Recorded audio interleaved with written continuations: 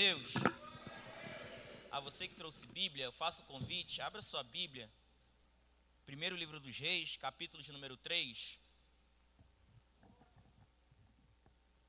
Primeiro livro dos Reis, capítulo de número 3. Na medida que os irmãos vão abrindo, desde já faço meus agradecimentos, primeiramente a Deus, por estar mais uma vez aqui, servindo a Ele e aos irmãos, agradecendo também a oportunidade, pastor Juscelino, por estar aqui, servindo a Deus, ao convite da nossa irmã Darlene, nossa irmã Josélia, por estar aqui.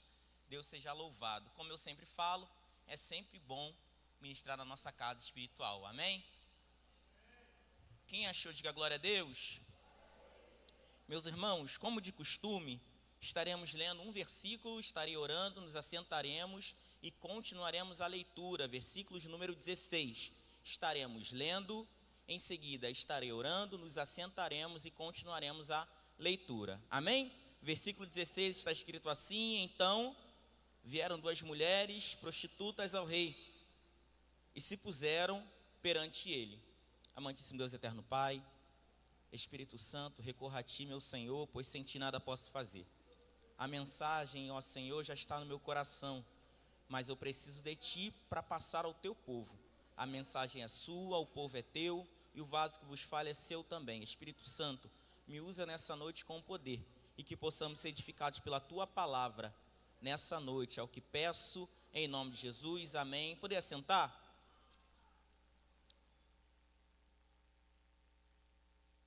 Meus irmãos, o texto em questão, ele não é de todos mais comuns ministrar em nossas igrejas, ainda que falar de Salomão, se não todos aqui presentes, grande maioria vai lembrar da atitude que Salomão veio a ter ao responder ao nosso Senhor Deus, quando ele foi interrogado. E a gente vai falar um pouco mais sobre isso. Para contextualizar, até chegar no versículo de número 16, aquele que pode, acompanhe comigo o versículo de número 4, onde está escrito assim, 1 Reis, capítulo 3, versículo de número 4. E foi o rei a Gibeão para lá sacrificar, porque era o alto maior, ofereceu-me holocaustos Salomão naquele altar. Versículo 5, em Gibeão apareceu o Senhor a Salomão de noite em sonhos, e disse-lhe: Deus, pede o que quiseres que te dê. Quando a gente vai lembrar da pergunta que Deus fez a Salomão, e da resposta que Salomão deu ao próprio Deus, às vezes a gente fica muito preso à pergunta de Deus e à resposta de Salomão, e não nos atentamos por muitas vezes o contexto da pergunta que foi feita de Deus a Salomão. E o contexto está no próprio versículo 4 que lemos, que Salomão aqui, alguns historiadores vão dizer que ele tinha aproximadamente seus 20 anos, e estava ali até seu terceiro ano de reinado. E uma atitude que Salomão fez, parecida com o seu pai, quando Davi ele tinha começado a reinar, ele teve a intenção por si mesmo de trazer a arca do Senhor, que estava em Gibeão, para Jerusalém.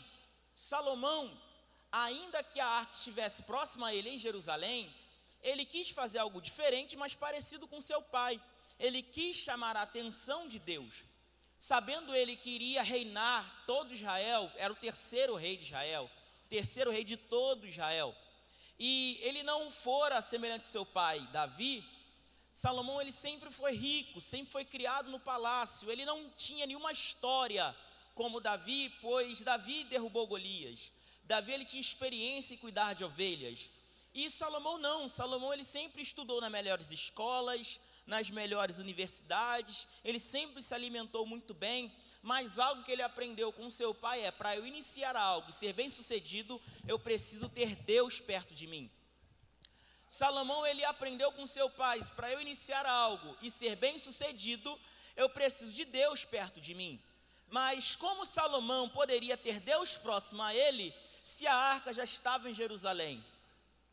Porém a arca estava, mas o tabernáculo não. Foi feito um tabernáculo, uma tenda provisória, para que pudesse receber a arca do Senhor. mas o verdadeiro tabernáculo, o tabernáculo que foi dado a Deus para o servo Moisés, e Moisés para o povo, e esse tabernáculo andou do deserto até a terra de Canaã, e chegou em Israel, estava em Gibeão. Então o que Salomão fez? Eu até posso sacrificar a Deus em Jerusalém, mas eu quero sacrificar no verdadeiro tabernáculo. Ele então teve por si mesmo a ideia de ir até Gibeão. Quem está me ouvindo, diga glória a Deus. E chegando em Gibeão, onde estava o tabernáculo, ele quis oferecer a Deus um sacrifício.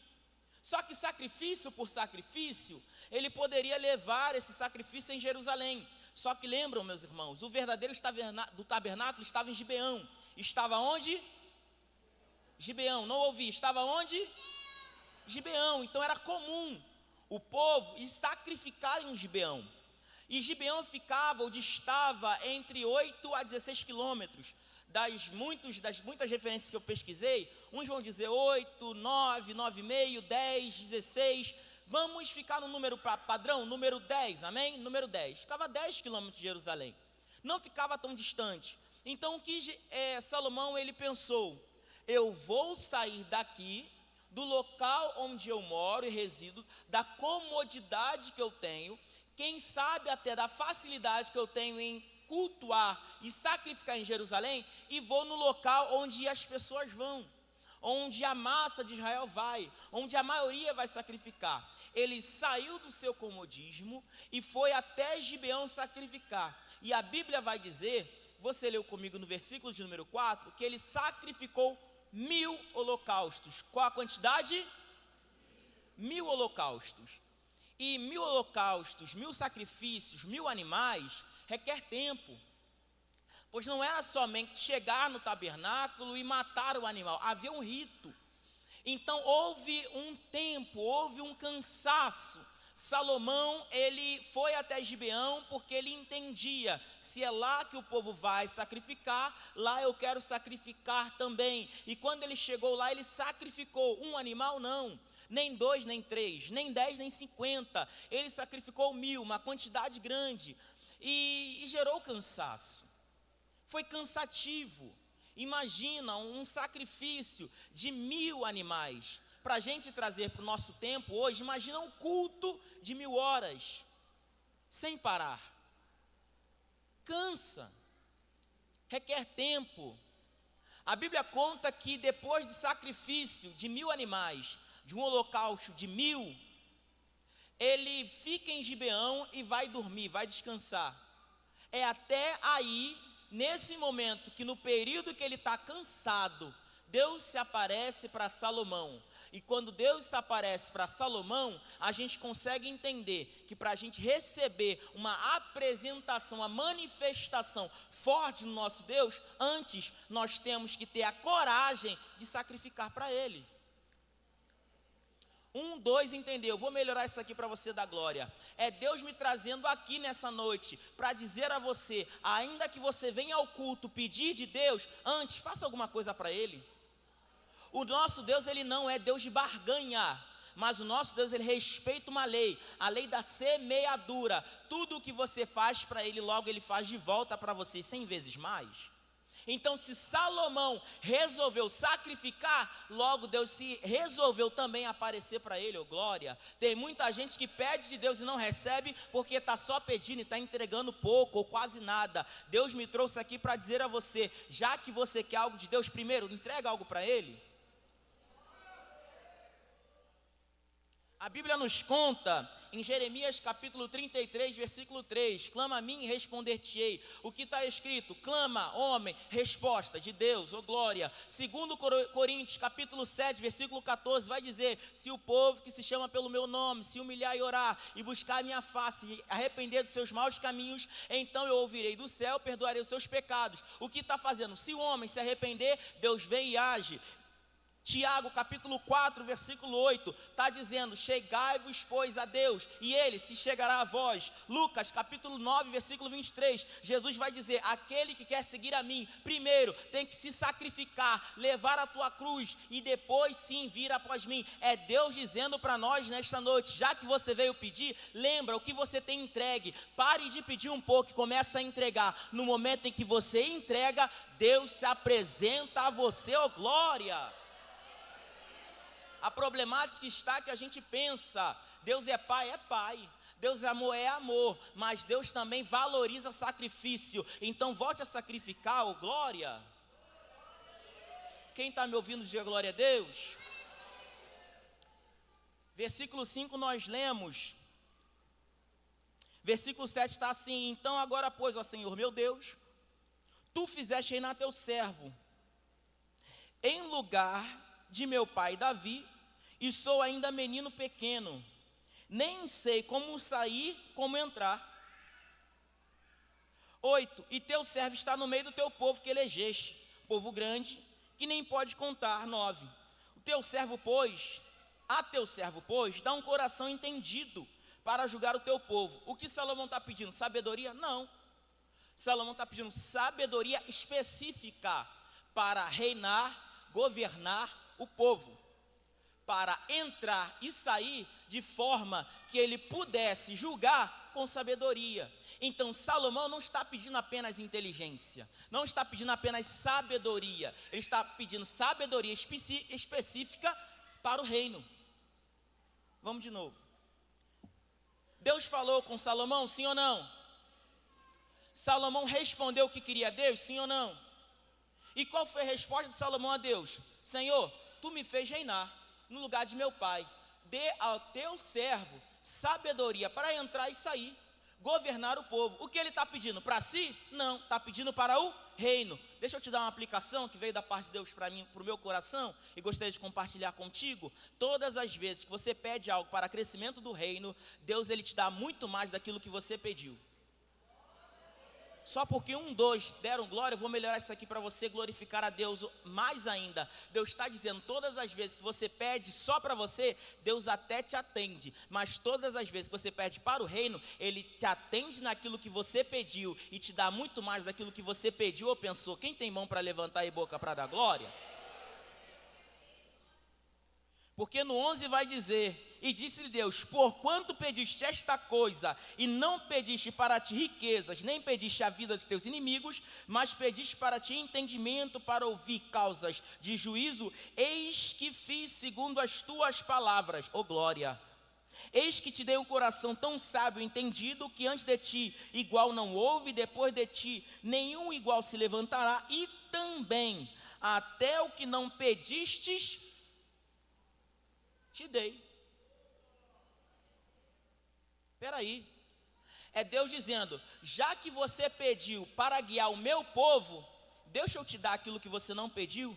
Daquilo que você pediu eu vou te dar, mas aquilo que você também não pediu, eu estou acrescentando. Só quem tem mão para levantar e receber essa profecia, todo aquele que a partir de hoje entender que não é somente pedir para si, mas é pedir em benefício ao reino, Deus está dizendo: o que você pediu eu vou te dar, mas aquilo que você ainda estiver necessitando eu vou acrescentar. Deus, oh glória, Deus está dizendo nessa noite, só para quem entende que não é só pedir para si, é pedir para crescimento do reino, Deus vai exaltar você soberanamente, e o reino vai crescer através das tuas mãos. Assim diz o Senhor, glória.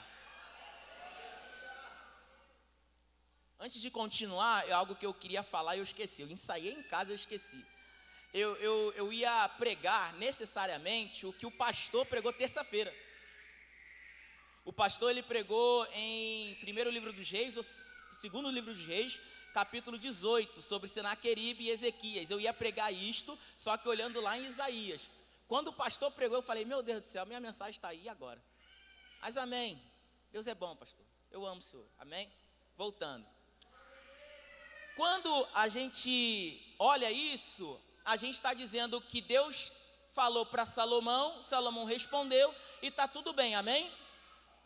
Deus falou: me pede, Salomão dá a resposta, e a confirmação de Deus é: o que você pediu eu estou te dando e além, te dando mais.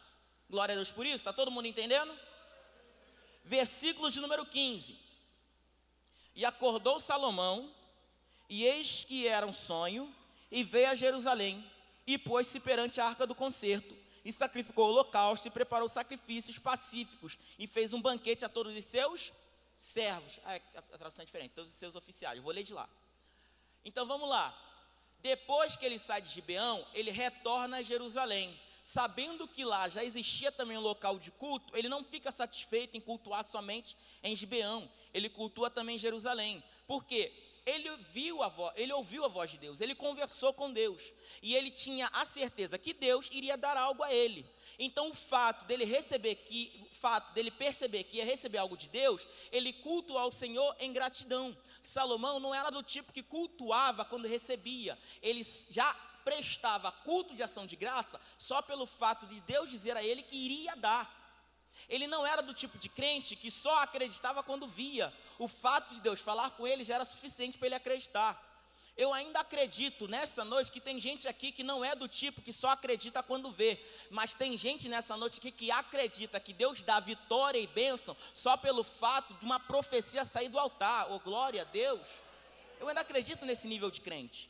Crente igual Salomão, que dá culto de ação de graça só pelo fato de ouvir a voz de Deus.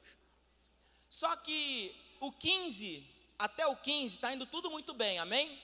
Deus fala, Salomão ouve, está tendo aquela conversa maravilhosa. Só que no 16, acontece que agora é no mesmo contexto, amém?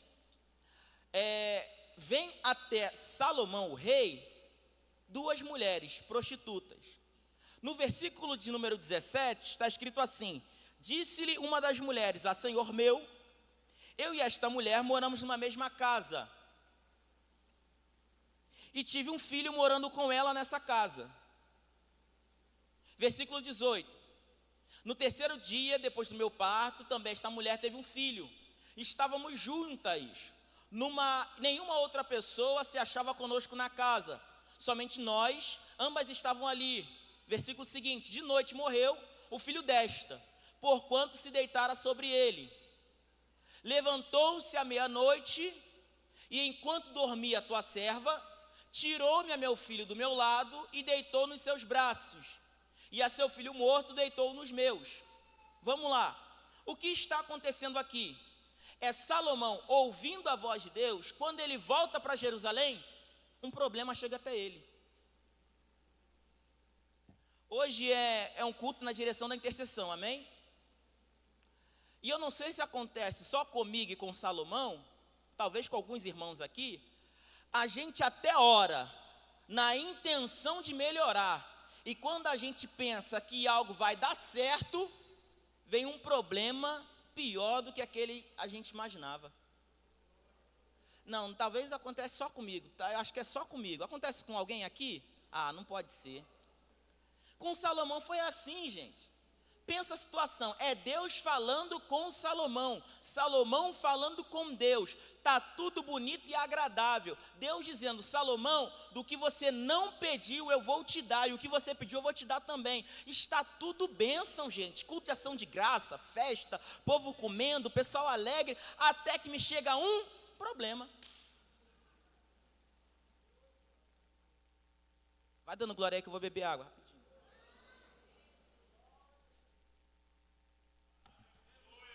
E deixa eu te contar como esse problema era esquisito.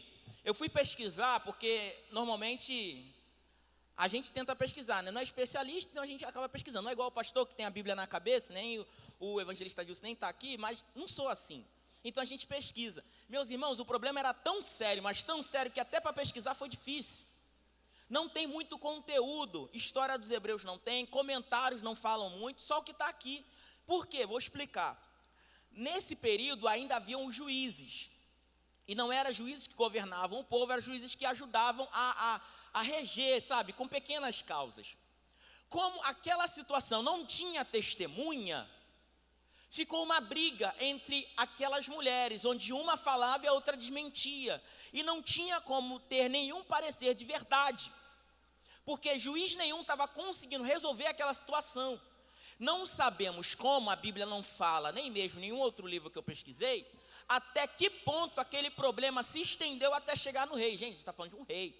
Pense no seguinte, é um problema de duas mulheres meretrizes, que segundo a lei da época, elas ficavam à margem, só que isso chegou até o presidente da república, tendo ainda advogados para resolver, governadores para resolver, e ninguém conseguiu resolver. Pensem nisso, um problema pequeno, foi uma situação tão grave, que inflamou toda Israel até chegar no rei. E o rei, como é que poderia resolver isso? Era um menino de 20 anos, que não tinha experiência ainda com gente, que não tinha experiência de guerra, que não tinha muito o que fazer dentro daquele contexto específico. Só que lembra que ele teve uma conversa com Deus? Todas as vezes que você conversa com Deus e recebe de Deus uma resposta, você não tem como viver igual. Um ou dois entendeu. Todas as vezes que você fala com Deus e ouve de Deus, não tem como ser da mesma forma. O ser humano que conversa com Deus, ele não tem como agir das mesmas formas. O ser humano que tem intimidade com Deus não tem como agir igual como ele agia.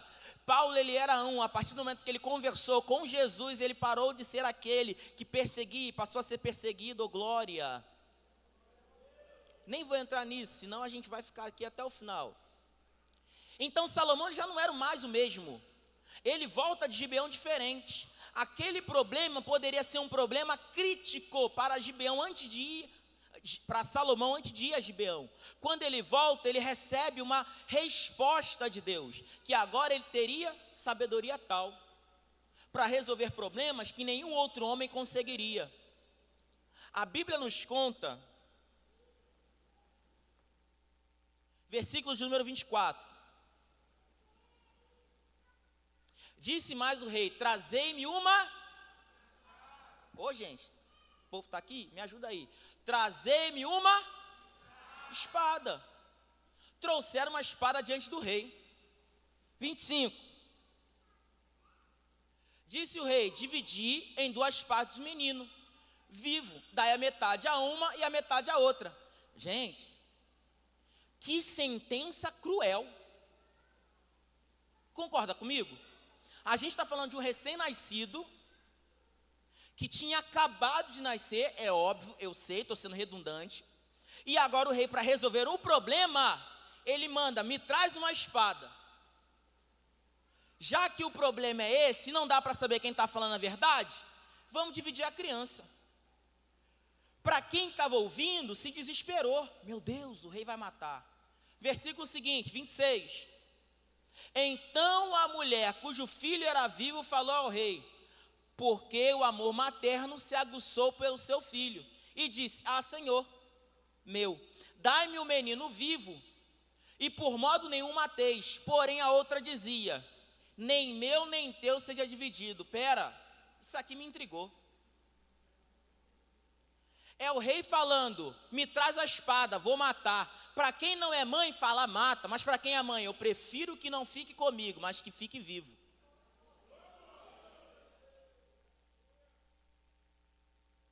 Oh, glória. Sabe o que é interessante aqui?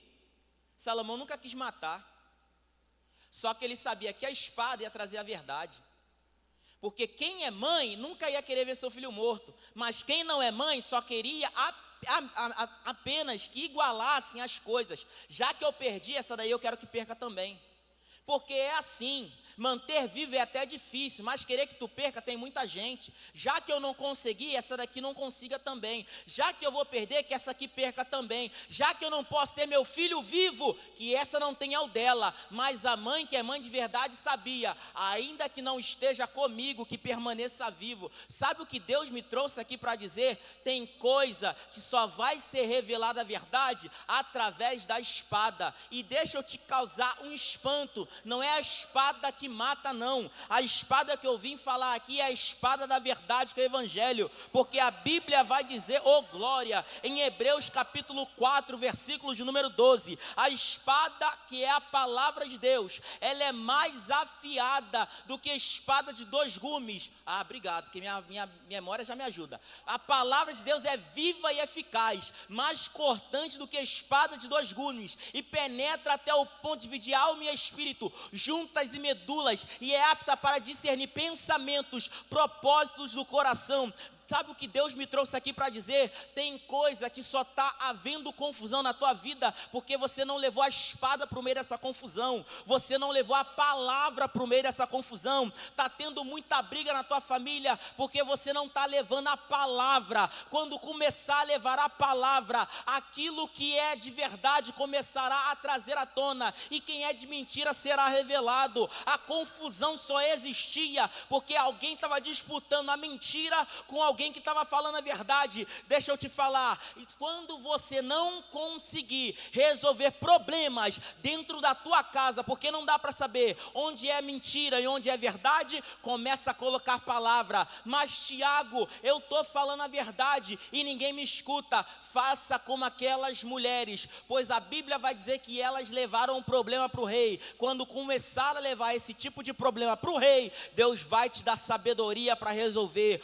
Glória, quem tem mão para levantar e boca para dar glória. Deus me trouxe aqui, meu Deus do céu, Deus me trouxe aqui para dizer, ainda que antes você não tinha sabedoria para resolver, Deus vai te dar sabedoria para resolver essas questões, para resolver esse problema, e a confusão vai acabar quando começar a colocar palavra no meio da tua vida, quando começar a colocar a verdade no meio disso daí, quando começar a levar o problema para o rei, quando começar a interceder, porque o mesmo Deus que permitiu que o problema chegasse a Salomão, foi o Deus que deu sabedoria para Salomão resolver o problema. Deus me trouxe aqui para dizer, quem tem mão para levantar e boca para dar glória para receber, o Deus que permitiu que esse problema chegasse na porta da tua casa, é o mesmo que vai te dar sabedoria para resolver. O Deus que permitiu que esse problema chegasse até a tua casa, é o Deus que vai te dar sabedoria para resolver. O Deus,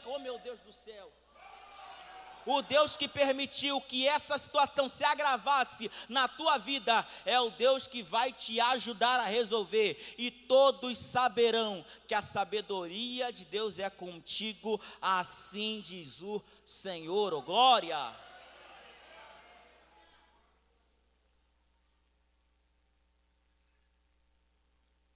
Versículo de número seguinte. Continua. É que agora eu fechei a minha Bíblia. 28, obrigado. Todo Israel ouviu a sentença que o rei havia proferido, e todos tiveram profundo respeito ao rei, porque viram que havia nele a sabedoria de Deus para fazer justiça. Deixa eu te falar, é complicado, eu sei, ser crente. A gente ora, pede, jejua, clama, e como eu disse, às vezes a situação, quando tá para melhorar, só piora.